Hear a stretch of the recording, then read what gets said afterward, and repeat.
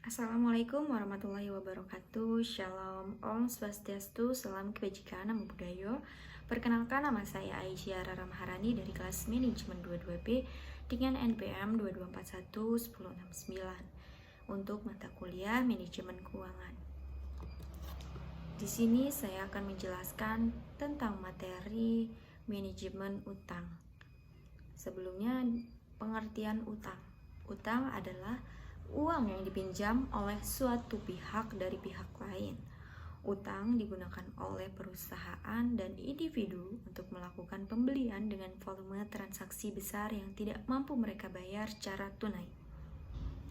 Pertimbangan terpenting yang perlu kamu lakukan saat mengambil pinjaman adalah mengetahui apakah utang yang timbul merupakan utang baik atau utang yang buruk. Utang yang baik adalah utang yang memanfaatkan akan tumbuh atau menghasilkan pendapatan jangka panjang.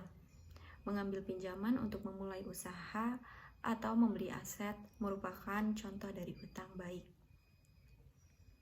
Akan tetapi, kamu perlu untuk melakukan perencanaan matang karena tidak menutup kemungkinan pinjaman yang kamu ambil menimbulkan resiko keuangan di kemudian hari.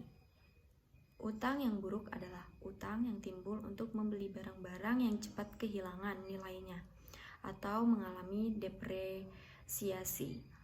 Barang-barang ini selain mengalami penurunan nilai, juga tidak dapat menghasilkan pendapatan jangka panjang. Utang yang buruk adalah utang yang memiliki tingkat bunga tinggi, seperti utang kredit. Agar kamu bisa terhindar dari utang yang buruk, tanamkan prinsip jika kamu tidak mampu membelinya dan tidak membutuhkannya, maka janganlah kamu membeli barang yang mungkin itu tidak perlu. Kemudian ada pun jenis-jenis utang. Utang memiliki beberapa jenis jika dilihat berdasarkan jangka waktu pengambilan dan sifat pengelolaan. Dengan memahami jenis-jenis utang, kamu bisa mengoptimalkan manfaat yang bisa kamu peroleh dari utang. Selain itu, kamu juga bisa menghindari keburukan yang bisa ditimbulkan oleh utang. Berikut ini penjelasannya. Yang pertama, terdapat berdasarkan jangka waktu. Setidaknya terdapat 3 jenis utang berdasarkan jangka waktu pelunasannya, yakni utang jangka pendek, menengah, dan jangka panjang. Utang ini bisa timbul dikarenakan banyak hal, misalnya pembayaran tertunda pada supplier, piutang dagang, pinjaman modal jangka panjang, dan sebagainya. Berikut ini adalah penjelasannya.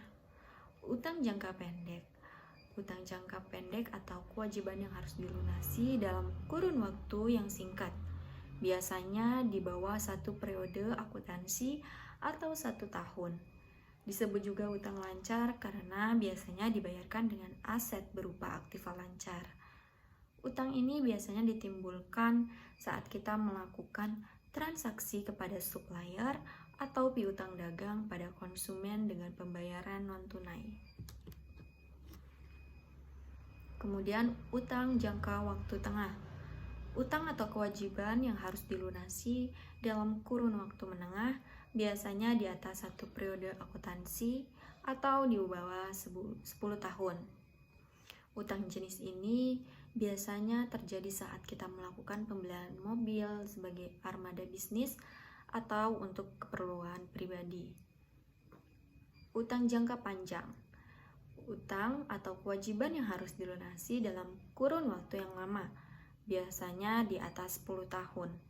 Pinjaman ini biasanya memiliki suku bunga yang ringan, namun tenor yang panjang. Hal ini disebabkan karena lamanya waktu yang dibutuhkan untuk melunasi hutang. Contoh utang jangka panjang adalah KPR, pinjaman multiguna, dan sebagainya. Kemudian di sini saya akan menjelaskan tentang jenis-jenis utang berdasarkan pengelolaan keuangan. Selain berdasarkan jangka waktu, utang dibagi menjadi 2 jenis kategori, yakni berdasarkan sifat pengelolaannya, yaitu utang produktif dan konsumtif.